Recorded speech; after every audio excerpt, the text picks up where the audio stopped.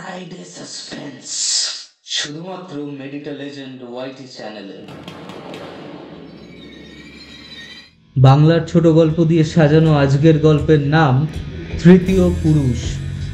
রচনা Edgar Wallace. গল্প পাঠে Suparna Mishra, superintendent of police Joydeep Mondal, RC Lanton Debapratim Chakraborty, Joe Stackett Suparna Mishra. শুরু হচ্ছে তৃতীয় পুরুষ। পৃথিবীর নানা জটিল ব্যাপারে যেসব রমণীর তেমন অভিজ্ঞতা নেই তাদের মন জয় করতে কৌতুক। তার নাম আলফানজো রিবেরিয়া। নিজেকে সে বলে স্পেনের অধিবাসী, যদিও তার পাসপোর্টে লেখা আছে সে দক্ষিণ আমেরিকার কোনো একটা দেশ থেকে এসেছে। কখনো কখনো সে তার কার্ড দেখায়, অবশ্য সেটা বিশেষ ক্ষেত্রে। কার্ডে লেখা থাকে লা মার্কুইজ দ্য রিবেরিয়া। তার বয়স কম, চামড়ায় জলপাই রং, চোখ মুখ নিখুঁত এবং সে হাসলে দুপাটি সাদা ও চকচকে দাঁত ঝিলে। সুবিধে বুঝে সে পোশাক ও চেহারার আদল বদলায়। উদাহরণ হিসেবে বলা যায়, যখন সে কোনো মিশরি হোটেলের ভাড়া করা ডান্সার তার জুলফি একটু লম্বা হয়ে গেল, ফলে তার বয়স আসলে চেয়ে কমে দেখালো। ইংল্যান্ডের কোনো একটা ক্যাসিনোতে যখন সে কাজ পেল, তার নাকের নিচে ছোট্ট একটু কালো বোট দেখা গেল। তার বহু নারী ঘটিত অ্যাডভেঞ্চারের প্রত্যক্ষদর্শীরা, যারা বেশিরভাগই নেশা ভাঙ করে না এবং যাদের কল্পনা শক্তিও তেমন তীক্ষ্ণ নয়, তারা বিরক্ত ও অবাক হয়ে যেত যখন মেয়েরা তার সঙ্গে মিশত। কিন্তু যে কোনো পুরুষ সফল প্রেমিকদের মধ্যে সচরাচর কোনো আকর্ষণীয় গুণ দেখতে পাওয়া যায় না। অথচ যে মেয়ের প্রভাবে তার আসার কথা নয়, সেই তার ফাঁদে পড়ল এবং দুঃখ পেল। যে জুয়ার আড্ডায় সবচেয়ে নিচু পদে চাকরি করত আলফানজো, একদিন সেখানেই তাকে নিয়মিত জুয়ো খেলতে দেখা গেল। আবার যে হোটেলে সামান্য কিছু পয়সার বিনিময়ে নাচতো, একদিন দেখা গেল সেই হোটেলেই রাজকীয় কায়দায় বাস করছে। তার ঝকঝকে সাদা শার্টের সামনে এমন হীরের বোতাম উকি দেয় যে সুন্দরী ম্যানিকুইস্টরা তার হাতের নখের পরিচর্যা করে। তারা টিপস পায়, তুলনায় ডান্সার হিসেবে সুন্দরী পার্টনারদের কাছ থেকে সে কমই টিপস পেত। এমন কিছু স্থূল স্বভাবের মানুষ আছে যারা সেই নদীর যে দিকটায় অভিজাত লোকেদের বাস নেই, সেদিককার সস্তা ক্যাফেগুলোতে সারাদিন খেলে। এই ক্যাফেগুলোর নানা খবর আদান প্রদান হয়। ওরা জানে বিচিত্র ও অদ্ভুত স্বভাবের লোকের কিভাবে বেঁচে আছে এবং আলফানজোর ব্যাপারে ওরা খুব সোজাসুজি আলোচনা করে। ওরা তোমাকে বলেছে, যদিও খবরটা কিভাবে ওরা জানলো ঈশ্বরই জানে, বুলেভার্ড হ্যাসম্যানে আলফানজোর ফ্ল্যাটে ডাকে টাকা ভর্তি রেজিস্ট্যান্ট খাম আছে এবং চিঠিতে থাকে শেষ, আর টাকা তো পাঠাতে পারবো না। কিন্তু ওরা আবার পাঠায়। সুসংগঠিত একটা ব্যবসা শুরু করেছে আলফানজো। লন্ডন কিংবা রোম, আমস্টারডাম বা ভিয়েনা, এমনকি এথেন্সেও সে যায়। গাড়িতে চড়ে ঘুমোতে ঘুমোতে যায়, সেরা হোটেলে ওঠে, সব থেকে দামি ঘর ভাড়া করে। ফোন পেয়ে অসুখী মহিলা তার সঙ্গে দেখা করেন। রাগে অচেতন অপমানজনক কথা বলে মহিলা, কিন্তু টাকা দেন। কেননা আলফোন্সে যখন তার যৌবনের উজ্জ্বল দিনগুলো মহিলাটির সাথে কাটাতো, মহিলা তাকে যে প্রেমপত্রগুলি পাঠিয়েছিলেন সেগুলি পড়ে শোনায় এবং মহিলা স্বামীর কাছে সেগুলো পাঠাবার কথা বলে। স্বামীকে সবকিছু খুলে বলার পরিকল্পনা বদলে ফেলেন মহিলা এবং ব্ল্যাকমেলারের আলফোন্সে তার মাসোহারা নিয়ে ফিরে যায়। বড় বড় শিকারের সম্বন্ধে এই পন্থাটাই অনুসরণ করে ব্ল্যাকমেলার। কখনো কখনো নিজে যাওয়ার আগে কৌশলী ও আপাত নিদর্শক শব্দে লেখা একটা চিঠি দেয় সে, ফলে তার নিজে যাওয়ার আর দরকারই হয় না। যে মহিলাদের সে ব্ল্যাকমেল করে তাদের স্বামী বা ভাইদের সে বিশেষ ভয় করে না। দীর্ঘ অভিজ্ঞতায় যে জীবন দর্শন তার মনের মধ্যে অঙ্কুরিত হয়েছে, সেই দর্শনই তাকে মানুষের স্বভাব প্রকৃতিকে ঘৃণার চোখে দেখতে শিখিয়েছে। তার বিশ্বাস জন্মেছে যে বেশিরভাগ লোকই কাপুরুষ এবং জীবনের ভয় ছাড়াও তাদের সম্মানের ভয় আছে। তাছাড়া ব্ল্যাকমেলারের দুটো হিপ পকেটে থাকে দুটো পিস্তল, রূপোর প্লেটিং করা এবং হাতির দাঁতের হাতলে পরিদের মূর্তি খোদাই করা। ভিয়েনা থেকে কোকেনের চোরাচালান আনে। এমন একজন স্মাগলারের কাছ থেকে কাউরো শহরে পিস্তল দুটো কিনেছে। আলফোন্সের খাতায় 20 জন ক্লায়েন্টের নাম আছে। সুযোগ এলে সংখ্যাটা বাড়ে। 20 জনের মধ্যে 5 জন হলো সোনার খনি। ইংল্যান্ডে আছে এমনি এক রূপোর খনি। মেয়েটা খুবই সুন্দরী, যদিও চেহারায় কিছু বিষণ্ণতার ছাপ। বিবাহিত জীবনে সে সুখী, শুধু আলফোন্সের কথা ভাবলেই তার দুঃখ হয়। সে তার স্বামীকে ভালোবেসে নিজেকে ঘেন্না করে। আলফোন্সোকে সে তীব্র ঘেন্না করে, কিন্তু সে নিরুপায়। তার নিজের কিছু টাকা থাকায় মেয়েটি ব্ল্যাকমেলের টাকা জোগাতে পারে এবং জোগায়। তারপর একদিন হতাশ প্রসূত বিদ্রোহের মুহূর্তে মেয়েটি লেখে, এই শেষ, ইত্যাদি ইত্যাদি। আলফোন্সে চিঠি পড়ে মজা পায়। সেপ্টেম্বরে মেয়েটির পরবর্তী কিস্তির টাকা আসার কথা। অক্টোবর গেল, যখন নভেম্বরেও টাকা এলো না, ডিসেম্বরে সে মেয়েটিকে চিঠি লিখল। কেননা ডিসেম্বরে ইংল্যান্ড বিষণ্ণ ও কুয়াশা ঢাকা। তখন মিশরে থাকা অনেক বেশি আনন্দদায়ক, কিন্তু ব্যবসায়ী। চিঠিটা মহিলার কাছে পৌঁছায়। মেয়েটি তখন আইল্যান্ডে তার মাসির বাড়িতে বেড়াতে গেছে। জন্মসূত্রে সে আমেরিকান। আলফোন্সে তার চিঠির উত্তর না দেওয়ায় নিজেকে নিরাপদ ভেবে সে জাহাজে নিউ ইয়র্ক গেছে। মেয়েটির স্বামীর নামের আদ্যাক্ষরে মেয়েটির সঙ্গে মিল খুঁজে পাওয়ায় ভুলক্রমে খাম খুলে স্বামী চিঠিটা খুব সযত্নের সঙ্গে পড়ে। ভদ্রলোক সত্যিই বুদ্ধিমান। স্ত্রীর উপরে তার রাগ হয় না। বিয়ের আগে মেয়েদের জীবনে যা ঘটেছে সেটা তার নিজস্ব ব্যাপার। বিয়ের পরে এখন যা ঘটছে সেটাই ভদ্রলোকের দেখা দরকার। এখন উনি বুঝতে পারেন কেন তার স্ত্রী দুঃস্বপ্ন দেখে ভয় পেত, কেন অকারণে কান্না সামলাতে পারত না। স্ত্রীর ভবিষ্যৎ কি হবে তাও তিনি বুঝতে পারেন। প্যারিতে গিয়ে খোঁজ খবর নেন ভদ্রলোক। নিচুতলার যে সব অভিজ্ঞ লোক জেমিনোতে খেলতে আড্ডা মারে, তাদের কাছে থেকে কৌতূহলজনক তথ্যের সন্ধান পেলেন ভদ্রলোক। আলফোন্সে লন্ডন পৌঁছে কল বক্স থেকে ফোন করে। মহিলা বাড়ি নেই। তার কাছে টাইপ করা একটা চিঠি আসে। বুধবার মহিলা গোপনে তার সঙ্গে দেখা করবে। ব্যাপারটা স্বাভাবিক গতিতেই চলছে। যে কদিন অপেক্ষা করতে হয়, সময়টা আনন্দেই কাটালো আলফোন্সে। নামকরা মডেলের নতুন স্প্লেন্ডার গাড়ি কিনে প্যারিতে পাঠাবার ব্যবস্থা করে সে। আপাতত গাড়ি ড্রাইভ করে সময় কাটায়। ঠিক সময় মহিলার বাড়িতে হাজির হয় আলফোন্সে। দরজায় ঘা দিতেই দরজা খুলে যায় ও তাকে ভেতরে যেতে হয়। আলফোন্সে রিবেরিয়ার মুখটা সবুজ হয়ে ওঠে। বিনা যুদ্ধেই দুটো খোদাইয়ের কাজ করা পিস্তল তাকে আততায়ীর হাতে তুলে দিতে হয়। সুপারিনটেন্ডেন্ট অকিংটনের ঘরে ফোন বেজে ওঠে। গরম বিছানা ছেড়ে উঠে উনি ফোনে খবরটা শুনেন। শোভাম কমন্স দিয়ে গাড়ি ড্রাইভ করে যাবার সময় মিল্ক ভ্যানের ড্রাইভার দেখছে রাস্তার পাশে নতুন একটা গাড়ি দাঁড়িয়ে আছে। খুব সম্ভব গাড়িটা সারা রাত দাঁড়িয়েছে, কেননা গাড়ির ছাদে 3 ইঞ্চি পুরো বরফ জমেছে এবং গাড়ির নিচে সবুজ ঘাস। শীতের সকালে কাস্টমারদের দুধ সাপ্লাই করে যখন শীঘ্র সম্ভবত বাড়ি ফেরার জন্য ব্যস্ত ছিল মিল্কম্যান, এক্সমাসের দিন তারও বাড়িতে উৎসবের আয়োজন। তবু দৃশ্যটা তাকে অভিভূত করলো এবং সে ফোর্ড গাড়ি থেকে নেমে বরফের ভেতর দিয়ে কোনো ক্রমে হাঁটতে হাঁটতে নতুন গাড়িটার পাশে গিয়ে দাঁড়ালো। সে দেখলো একটা লোক উপুর হয়ে শুয়ে আছে এবং লোকটার ফ্যাকাশে হাতে রুপোলি ব্যারেলের রিভলভার। লোকটা মরে গেছে। তারপর সচকিত মিল্কম্যান দ্বিতীয় লোকটাকে দেখতে পেল। তার মুখ অদৃশ্য এবং তুষারের সাদা মুখোশে ঢাকা। সেই মুখোশটা তার কুচকানো মুখের রেখাগুলিকে ভয়ঙ্কর ও কুৎসিত করে তুলেছে। ছুটে গাড়িতে ফিরে আসে মিল্কম্যান এবং কাছের পুলিশ স্টেশনে খবর দেয়। 1 ঘন্টার মধ্যে ঘটনাস্থলে পৌঁছে যায় মিস্টার অকিংটন। তখন গাড়ি ও বরফ শুয়ে থাকা লাশ দুটোর চারপাশে 1 ডজন পুলিশ। ঈশ্বরকে ধন্যবাদ, প্রেস রিপোর্টার তখনও এসে পৌঁছায়নি।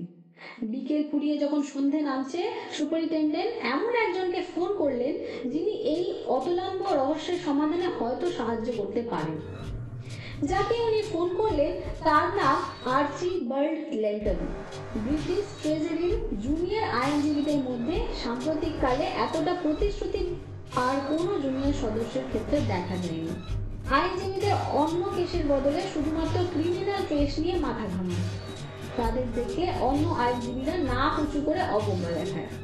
সহকর্মীদের অকথিত অনুমোদনের ভাব আর্চি লেন্টনকে কিন্তু দমিয়ে দিতে পারেনি এবং আইনের এই অরুচিকর শাখায় মনোনিবেশ করে সেই ক্রিমিনাল লয়ের ব্যাপারে শুধু যে একজন সফল আইনজীবী হয়েছে তাই নয়, এই ধরনের কোনো কোনো অপরাধের আইনগত দিক সম্বন্ধে তার মতই প্রামাণিক।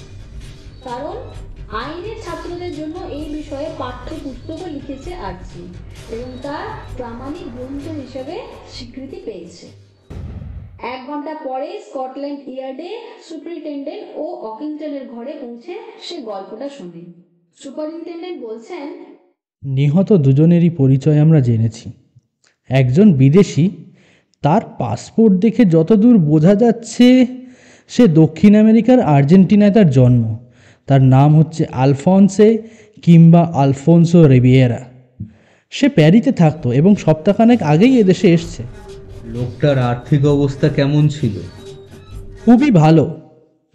আমরা ওর পকেটে প্রায় 200 পাউন্ড পেয়েছি। ও নেউয়ে হোটেলে উঠেছিল এবং গত শুক্রবারই ওর নগদ 1200 পাউন্ড নিয়ে নতুন গাড়ি কিনেছে। বরফের মধ্যে লাশটা সেই গাড়িতেই পাওয়া গেছে। আমি ফোনে প্যারির সঙ্গে যোগাযোগ করেছি। খুব সম্ভবত লোকটা ছিল ব্ল্যাকমেলার। প্যারির পুলিশ ওর ফ্ল্যাট সার্চ করে সিলবন্ধ দিয়েছে, কিন্তু কোনো নথিপত্র সেরকম পাওয়া যায়নি। বোঝাই যাচ্ছে লোকটা নিজের ব্যবসা সংক্রান্ত সব কিছুই গোপন রাখত। আপনি বলছেন লোকটাকে গুলি করে খুন করা হয়েছে? কবার গুলি করা হয়েছে? একবার মাথায় গুলি বিঁধেছে, দ্বিতীয় লোকটাকেও ঠিক একইভাবে গুলি করা হয়েছে। গাড়িতে সামান্য রক্তের ছাপ, আর কোনো ক্লু পাওয়া যায়নি। তথ্যগুলি প্যাডে লিখে নিলেন আর্চি লেন্টন। অন্য লোকটা কে বলুন তো? সেটাই তো অদ্ভুত ব্যাপার যে লোকটা আপনার পূর্ব পরিচিত। আমার কে হতে পারে? আপনার মনে আছে একটা মার্ডার কেসে আপনি একজন অভিযুক্ত আসামির পক্ষে আদালতে সওয়াল করেছিলেন? আসামির নাম জো স্ট্যাকেট। হ্যাঁ হ্যাঁ, এক্সট্রারে মনে পড়েছে। OMG, জো স্ট্যাকেট খুন হয়েছে। আমরা ফিঙ্গারপ্রিন্ট মিলিয়ে ওকে শনাক্ত করেছি। সত্যি কথা বলতে কি, আমরা জো স্ট্যাকেটের ওপরে নজর রেখেছিলাম। লোকটা পেশাদার আসামি, মোটর গাড়ি চুরির ব্যাপারে একজন এক্সপার্ট বলা চলে।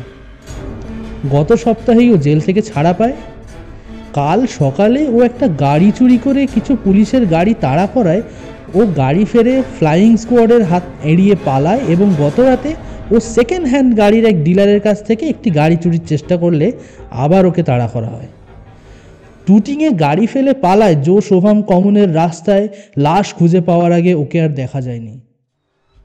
চেয়ারে পিল চালিয়ে বসে ছাদের দিকে তাকিয়ে আইনজীবী আর্চি লেন্টন বলে, জো স্ট্যাকেট খুব সম্ভব আলফোন্সের নতুন স্প্যানজা গাড়িটা চুরি করার চেষ্টা করেছিল।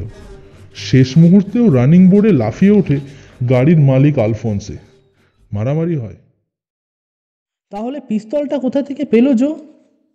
ইংল্যান্ডে তার মতো ক্রিমিনালরা সচরাচর আগ্নেয়াস্ত্র ব্যবহার করে না। তাছাড়া সাধারণ পিস্তল নয়, রূপোর প্লেটিং করা, হাতির দাঁতের হাতলে মেয়েদের মূর্তি খোদাই করা আছে।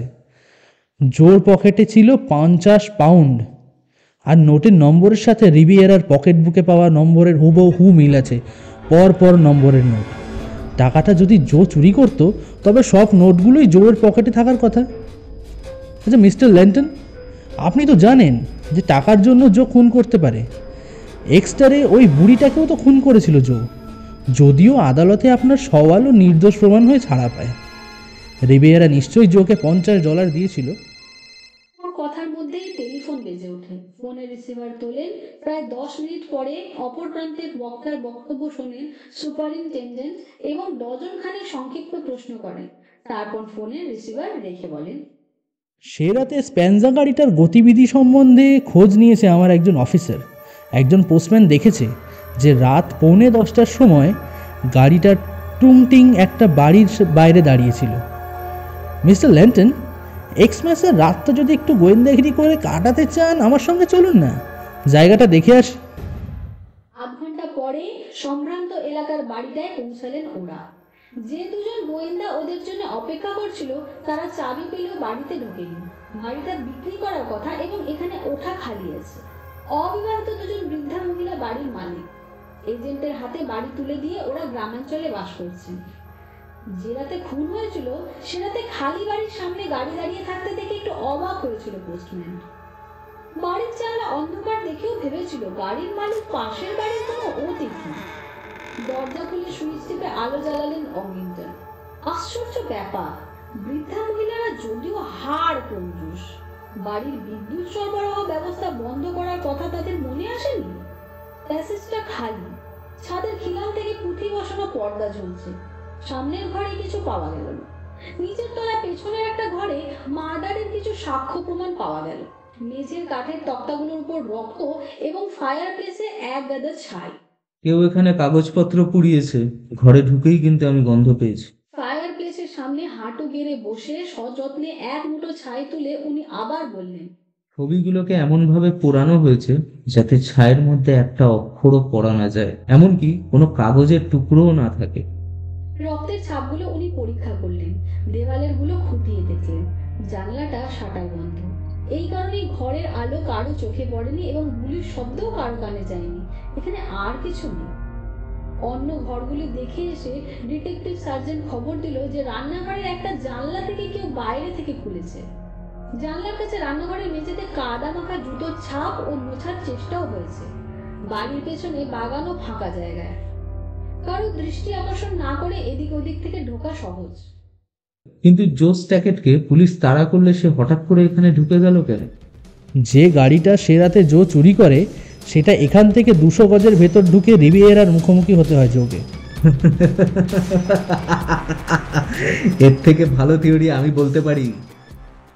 এবং রাতের বেশিরভাগ সময় সযত্নে বিশ্বাসযোগ্যভাবে লিখে ক্রাইমটা কিভাবে ঘটেছিল তার পূর্ণ নির্মাণের পুঙ্খানুপুঙ্খ তথ্যপঞ্জি লিখে মিস্টার লেন্টন। সেই বর্ণনা আজও স্কটল্যান্ড ইয়ার্ডে রাখা আছে এবং উপরতলার পুলিশ অফিসাররা এখানেই অনেক শপথ করে বলেন ওটাই ঠিক। অথচ 23শে ডিসেম্বর সেই রাতে ঘটেছিল সম্পূর্ণ অন্য ধরনের এক ঘটনা। 25শে ডিসেম্বরের রাস্তাগুলি পিছল, গাড়ির চাকা স্লিপ করছে। জো স্যাকেটের ছোট্ট গাড়িটা বরফে ঢাকা পিচ্ছিল রাস্তায় বারবার স্লিপ করছে। সে যখন তার পেশাগত ক্ষুধার্ত অনুসন্ধিৎসা নিয়ে গাড়ি চুরির ধান্দায় বের হয়েছিল তখনই তার মেজাজ গরম ছিল। সমস্ত সন্ধেটা কষ্ট ভোগ করেও কোনো লাভ হচ্ছে না দেখে তার মেজাজ এখন আরো খাট্টা হয়ে গেছে। শহরতলির উঁচু রাস্তাগুলির ভিড়, ট্রাম বারবার ঘন্টা বাজিয়ে আস্তে আস্তে চলছে। রাস্তার দুপাশে ফেরিওয়ালাদের স্টলে দারুণ ভিড়। একটা স্টল ফুলের তোড়ায় ভর্তি। মাংসের দোকানে গরুর মাংসের দর নিয়ে নিলাম চলছে। সবজির স্টল, অ্যাসিটালিন গ্যাসের উজ্জ্বল আলোর নিচে কাপ ডিশ কাচের বাসনপত্র। জো স্যাকেটের গাড়ির চাকা আবার স্কিড করল। ঝনঝন করে কাপ ডিশ ভাঙার শব্দ, স্টল মালিকের চিৎকার। গাড়ি ঘুরিয়ে ট্রাম ও ট্রলির ভেতর দিয়ে গাড়ি চালিয়ে পালায় জো। যে পুলিশটা রাস্তা আটকাবার চেষ্টা করছিল একটুর জন্য তাকে চাপা না দিয়ে পাশের অন্ধকার গলিতে ঢুকলো জো। তার পা এক্সেলেটরে গাড়ি ডাইনে বাঁয়ে ঘুরছে। মফস্বলের দীর্ঘ রাস্তার দুপাশে একই ধরনের, যেখানে মেয়ে পুরুষ বাচ্চারা থাকে, তারা জন্ম নেয় এবং মরে যায়। 1 মাইল দূরে কবরখানার দরজা, যেটা পার হলে তারা পায় তাদের বেঁচে থাকার শ্রেষ্ঠ পুরস্কার। পুলিশের হুইসেল তাকে সিকি মাইল পথ অনুসরণ করেছে। শব্দের উৎসের দিকে ছুটে চলা একজন পুলিশকেও দেখেছে জো। পুলিশকে সে ভয় করে না। পুলিশের লোকটাকে ছুটতে দেখে সে মনে মনে মজা পেয়েছে এবং তার বদ মেজাজ কিছুটা কেটে গেছে। ছোট লজ্জর গাড়িটা রাস্তার পাশে দাঁড় করিয়ে সে একটু আগে যত্নে নেভানো সিগারেটটা আবার ধরিয়ে বিষণ্ণ চোখে তার গাড়ির মাঠগার্ডটার দিকে চেয়ে থাকে। ইঞ্জিনের ধকধকের সঙ্গে সঙ্গে মাঠগার্ডটা কাঁপছে। সেই পিছল রাস্তা দিয়ে ছুটে আসে একটা মোটরসাইকেল। চিবুক পর্যন্ত রেনকোটে ঢাকা, গগলস গলায় ঝুলছে। মোটরসাইকেল দাঁড় করিয়ে একটা পা কাদামাখা রাস্তায় রেখে চালক কর্তব্যরত ট্রাফিক পুলিশকে কিছু সওয়াল করে। হ্যাঁ সার্জেন্ট, বিপজ্জনকভাবে ড্রাইভ করার অভিযোগে আমি ওকে অ্যারেস্ট করতে যাচ্ছিলাম, কিন্তু ও পালিয়েছে। ওর নাম জো স্ট্যাকেট। সিআইডি সার্জেন্ট কেন্টন জানায়। সরুগা সুছিল না। উইন্ডস্ক্রিনের পেছনে ড্রাইভারের মুখটা দেখেনি ট্রাফিক পুলিশ, কিন্তু গাড়িটার সঠিক বর্ণনা দিতে তার ভুল হয়নি। এলমারের গ্যারেজ থেকে গাড়িটা চুরি করেছে জো। অন্তত এলমার তো তাই বলছে। অবশ্য ওকে সাহায্য করার জন্যও গাড়িটা দিয়ে থাকতে পারে এলমার। ভাঙাচোরা একটা গাড়ি। আচ্ছা, কোন দিকে গেছে? দুর্ভাগ্যবশত জো স্ট্যাকেটকে ধরতে না পারে সার্জেন্ট। সকলেরই দুর্ভাগ্য এবং মিস্টার স্ট্যাকেটেরও, কারণ তার জীবনের শেষ আশ্চর্যজনক অ্যাডভেঞ্চার এই মুহূর্তে শুরু হয়েছিল। গাড়ির ইঞ্জিনের সুইচ অফ করে পায়ে হাঁটছে জো স্ট্যাকেট। 50 গজ দূরে একটা রাস্তা, অভিজাত এলাকা। লন্ডনে যেমন ওয়েস্ট এন্ড, শহরতলির এই এলাকাও তেমনি। ভিলাগুলোর প্রত্যেকটা স্বতন্ত্র এবং বাগান ঘেরা। ঝুল বারান্দা, বারান্দায় নানা রঙের ল্যাম্প, নিখুঁতভাবে ছাটা লন, গোলাপের বাগান, একটা ভিলা এক রকমের। রাস্তার ওপাশে লাল আলো। জো স্ট্যাকেটের মনটা খুশি হয়ে ওঠে। এক্সমাস আসছে। এক্সমাস ভালো খাবার, ভালো মদ ও সূক্ষ্ম ও স্বাচ্ছন্দ্য বলতে যা কিছু বোঝে জো স্ট্যাকেট, সবই আসছে। কেননা অন্ধকারেও বোঝা যাচ্ছে যে গাড়িটা ওখানে দাঁড়িয়ে আছে। সেটা দামি। গাড়ির কাছে কে যেন দাঁড়িয়ে আছে। লোকটা গাড়িতে উঠছে না, নামছে, কিন্তু সামনের দরজা বন্ধ হওয়ায় শব্দ বা সেলফ স্টার্টের শব্দ শোনা গেল না। সাহস করে এগিয়ে যায় পেশাদারদের গাড়ি চোর জো স্ট্যাকেট। তার চোখ বিপদের আশঙ্কায় ডাইনে বাঁয়ে ঘুরছে। প্রত্যেকটা বাড়ি বন্ধ ও উৎসবে মত্ত। জানলার পর্দায় আড়ালে উজ্জ্বল আলো, গ্র্যামোফোনে ডান্স টিউনের সুর। ঝকঝকে লিমুসিন গাড়িটার দিকে চোখ ফিরে আসে জোর। যে বাড়িটার সামনে গাড়ি দাঁড়িয়ে আছে সেখানে আলো নেই। নিচের তলা থেকে ওপর অব্দি সব অন্ধকার। জোরে হাঁটতে থাকে জো। গাড়িটা স্প্যাঞ্জার চিনতে পারে। জোর বুকের মধ্যে হৃৎপিণ্ড দুলে ওঠে। স্প্যাঞ্জার গাড়ি চুরি করা খুব সোজা। এই ধরনের নতুন গাড়ির বদলে 100 পাউন্ড পর্যন্ত পাওয়া যায়। ইউরোপিয়ান ও ধনী ভারতীয় হিন্দুদের কাছে গাড়ির এই মডেল জনপ্রিয়। চুরি করা গাড়ির বেআইনি ব্যবসার মালিক বিবেকী জোন্স এই গাড়িটার বদলে জো স্ট্যাকেটের নগদ অন্তত $60 দেবে। 1 হপ্তাহ করে গাড়িটার রং বদলে ভারতবর্ষে পাঠানো হবে। সেখানে চড়া দামে গাড়ি বিক্রি হবে। ড্রাইভিং সিটের পাশে দরজা খোলা, ইঞ্জিনের মৃদু শব্দ। ভেতরে কেউ নেই ড্রাইভার সিটে।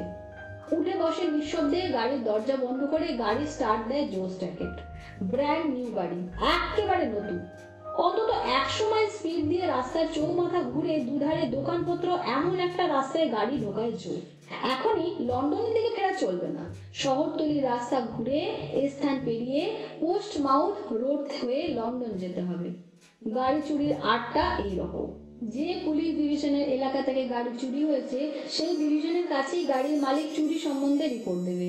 সুতরাং চোরকে যত শীঘ্র সম্ভব সেই এলাকা ছেড়ে অন্য এলাকায় পালাতে হবে, কারণ অন্য পুলিশ ডিভিশন গাড়ি চুরি সম্বন্ধে রিপোর্ট পেতে কয়েক ঘন্টা কেটে যাবে। গাড়ি ছাড়াও অন্য ধরনের ছোটখাটো লাভ হতে পারে। পেছনে বড় একটা লাগেজ ট্রাঙ্ক আছে। তাছাড়া গাড়ির বডি থেকে খুলে বিক্রি করার মতো অনেক কিছু আছে। পরে ভালো করে খুঁজে দেখতে হবে। আপাতত ঘুরে কিংস্টন বাইপাসের দিকে গাড়ি ঘোরাচ্ছে জো স্ট্যাকেট। বৃষ্টি এবং তুষার একই সঙ্গে ঝরছে। উইন্ড স্ক্রিনের কাঁচ ঝাপসা। স্ক্রিন ওয়াইপার চালু করে গাড়ি চালাতে চালাতে একটা গানের সুর ভাসতে থাকে জো।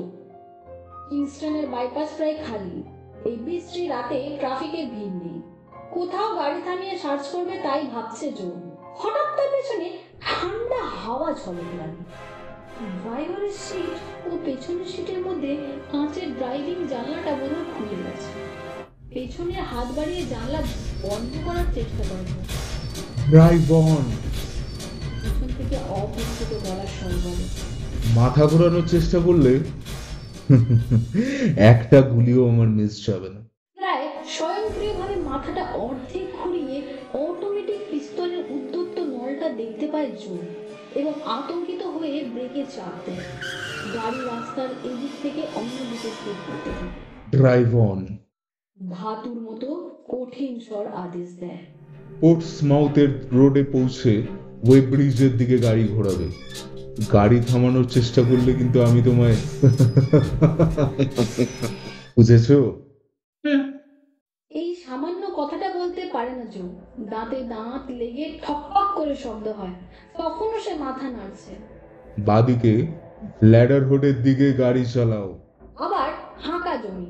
এলাকাটা চেনে স্ট্যাকেট। এই এলাকা সম্পূর্ণ জনশূন্য। আস্তে চালাও। বাদিকে গাড়ি নিয়ে গাড়ি থামাও। ওখানে কোনো নালা নর্দমা নেই। গাড়ির আলো জ্বালো। মিস্টার জো স্ট্যাকেট গাড়ি থামায়। এবড়ো খেবড়ো জমির ওপর দু একবার লাফিয়ে ঝোপঝাড়ের মধ্যে গাড়ি থামে। স্টপ। পেছনের দরজা খুলে যায়। পেছনের লোকটা বেরিয়ে এসে ড্রাইভিং সিটের পাশের দরজা খুলে বলে, আলো নিভিয়ে নিচে নামো। তোমার কাছে কি পিস্তল আছে? পিস্তল নিয়ে আমি কি করব? জোর কথা জড়িয়ে যাচ্ছে। সে এখন শক্তিশালী টর্চের আলোর বৃত্তের মধ্যে দাঁড়িয়ে আছে। নিয়তিই তোমাকে পাঠিয়েছে। লোকটার মুখ দেখতে পায় না জোর, শুধু আলোর ভেতরে হাতের পিস্তলটা দেখা যাচ্ছে। গাড়ির ভেতরটা দেখো। গাড়ির ভেতরটা দেখে আর একটু হলে অজ্ঞান হয়ে যাচ্ছিল জোর। সিটের এক কোণে একটা লোকের ছায়া মূর্তি, ভেতরে একটা সাইকেলও আছে, চাকা গাড়ির ছাদ ছুঁয়ে আছে। ছায়া মূর্তির ফ্যাকাশে মুখটা দেখে জোর। লোকটা মরে গেছে। রোগা বেটে খাটো লোক, কালো চুল, কালো গোঁফ। লোকটা বিদেশি। ওর কপালে পিস্তলের গুলির রক্তাক্ত ফুট। লাশটা বাইরে আনো। তাকে আটকে উঠে পিছিয়ে যায়, কিন্তু একটা জোরালো হাত তাকে গাড়ির দিকে ঠেলে দেয়। লাশটা টেনে বাইরে আনো। মুখটা ভিজে গেছে। পেশাদার গাড়ি চোর জো স্ট্যাকেট হুকুম তামিল করে। মরা মানুষের বগলে হাত রেখে লাশটা টেনে বাইরে এনে সেই ঝোপ ঝড়ের উপর শুইয়ে দেয়। মরে গেছে তো? কোনো সন্দেহ নেই। হঠাৎ অপরিচিত লোকটা টর্চ নিভিয়ে দেয়। রাস্তার হেডলাইটে আলোর ঝিলিক এনে মোটর গাড়ি এপারে দিকে চলে যায়। লাশটা গাড়িতে ঢোকানোর পর তোমায় আমি দেখেছিলাম। তখন আর বাড়ির ভেতরে যাওয়ার কোনো উপায় ছিল না। ভেবেছিলাম তুমি সাধারণ কোনো পথচারী। তুমি গাড়িতে উঠে স্টার্ট দেওয়ার পরেই বুঝলাম তুমি গাড়ি চোর। ওটাই তোমার পেশা, তাই তো? জোসেফ স্ট্যাকেট। ট্যাকেট। টর্চের আলোটা আবার ওর মুখে পড়ে। কি আশ্চর্য! এক্সেটারের আদালতের কথা তোমার মনে আছে? তুমি একটা বুড়ির মাথায় হাতুড়ি মেরে খুন করেছিলে। আমি তোমার পক্ষে সওয়াল করেছিলাম। জোর চোখ দুটো বিস্ফোরিত হয়ে ওঠে। সে টর্চের আলো থেকে চোখ সরিয়ে পেছনের ধূসর মুখের দিকে তাকায়। মিস্টার আর্চিভ লিন্টন, আপনি? Sir, good good. সামান্য কয়েকটা সিলিং এর জন্য বুড়িকে তুমি খুন করেছিলে, স্ট্যাকেট। ওই কেসে সাক্ষ্য প্রমাণের মধ্যে আইনত ফাঁক আমি আবিষ্কার না করলে তোমার ফাঁসি হতো। তুমি তো ধরেই নিয়েছিলে তোমাকে মরতেই হবে, তাই না? মনে আছে এক্সটার জেলে আমরা খুনিকে ফাঁসি দেওয়ার সময় ট্র্যাপটা কাজ না করলে কি হবে তাই নিয়ে আলোচনা করছিলাম, এবং সেই ট্র্যাপে তুমি দাঁড়িয়ে থাকবে ভেবে তুমি একটা কুৎসিত সন্তুষ্টির আনন্দ অনুভব করছিলে। দাঁত বার করে হাসলেও ভেতরে ভেতরে স্বাচ্ছন্দ্য খুঁজে পায় না জো। স্যার, আমি সত্যি ভেবেছিলাম আমার ফাঁসি হবে, কিন্তু একই অপরাধের জন্য কারো দুবার বিচার হয় না। তারপর পায়ের কাছে শুয়ে থাকা লাশটার দিকে আবার তাকায় জো। বেটে খাটো লোক, কালো গোঁফ, কপালে একটা রক্তাক্ত ফুটো। মরা মানুষটার উপরে ঝুঁকে পড়ে আর জ্যাকেটের পকেট থেকে পকেট কেস বের করে বিখ্যাত আইনজীবী আর্চি লিন্টন। নোটের পকেট থেকে উনি 10 পাউন্ডের 5টা নোট বের করে জোকে বলেন, এগুলো তোমার পকেটে রাখো। ওর কথা মতোই কাজ করে জো। বলতে টাকার বিনিময়ে কি কাজ তাকে করতে হবে সে বুঝতে পারছে না। অবশিষ্ট নোটগুলো সমেত পকেট কেসটা মিস্টার লিন্টন লাশের পকেটে রাখায় সে আরো অবাক হয়। রাস্তার এদিক ওদিক দেখে নেন আর্চি লিন্টন। এখন জোরে তুষারপাত হচ্ছে। ছোট ছোট টুকরো এত অজস্র ঝরছে মনে হচ্ছে যেন সমস্ত এলাকাটার উপর কুয়াশা নেমেছে। জো, তোমার এখন বেঁচে থাকার কোনো দরকার নেই। তুমি এইসবের সঙ্গে খুবই মানিয়ে গেছো। তোমার সাথে আমার দেখা হলো, এটাই নিয়ম। স্যার, নিয়তি বলতে আপনি কি বোঝাচ্ছেন? আমি জানি না। জো স্ট্যাকেটের সাহস বেড়েছে। আর্চি লিন্টন আইনজীবী এক ভদ্রলোক, সুতরাং অপরাধী হিসাবে তিনি নিকৃষ্ট। মুখ বন্ধ রাখার জন্য টাকাটা তাকে দেওয়া হচ্ছে সে বুঝেছে। আপনি কি করছেন মিস্টার লিন্টন? কাজটা খারাপ, তাই না? লোকটা মরে গেছে। চকিতে পরিস্থিতিটার আর্থিক সম্ভাবনার কথা বুঝতে পারার জোর সাহস বাড়ে। গভর্নর, এই কাজের জন্য আপনাকে আরো টাকা খরচ করতে হবে। হঠাৎ হিপ পকেটের দিকে হাত বাড়ায় জো। আর্চি লিন্টনের পিস্তল থেকে ছুটে আসা আগুনের রেখাটা নিশ্চয়ই দেখেছিল জো। সে কিছুই অনুভব করেনি, কেননা তার আগে তার প্রাণহীন লাশ মাটির উপরে লুটিয়ে পড়েছে। মিস্টার আর্চিবাল্ড ল্যান্টন তার টর্চের আলোয় পিস্তলটা দেখেন, ব্রিফ খোলেন, আবার বন্ধ করেন। তারপর নিচু হয়ে পিস্তলটা উনি কালো গোফওয়ালা বেটে খাটো আলফোন্সের লাশটার হাতে ধরিয়ে দেন। জো স্ট্যাকেটের লাশটা টেনে গাড়ির কাছে নিয়ে উনি ওর হাতে অন্য পিস্তলের হাতলটা ধরিয়ে দেন। হাতটা এখনো গরম। তারপর নিশ্চিন্তে বাইসাইকেলটা গাড়ির ভিতর থেকে বের করে উনি রাস্তার উপরে নিয়ে যান। রাস্তাটা সাদা হয়ে আছে, তুষারের চাদরে সবকিছু ঢাকা। সাইকেল চালিয়ে 2 ঘন্টা পরে ঘরে পৌঁছালেন আর্চি ল্যান্টন। তখন স্থানীয় চার্চের ঘন্টা বাজছে। তার স্ত্রী তাকে টেলিগ্রাম পাঠিয়েছে, হ্যাপি ক্রিসমাস, গরিব। উনি খেয়াল করে টেলিগ্রামটা পাঠিয়েছে। এই সামান্য কারণেই দারুণ খুশি হয়ে ওঠেন আর্চি ল্যান্টন। স্ত্রী তাকে খুবই ভালোবাসেন।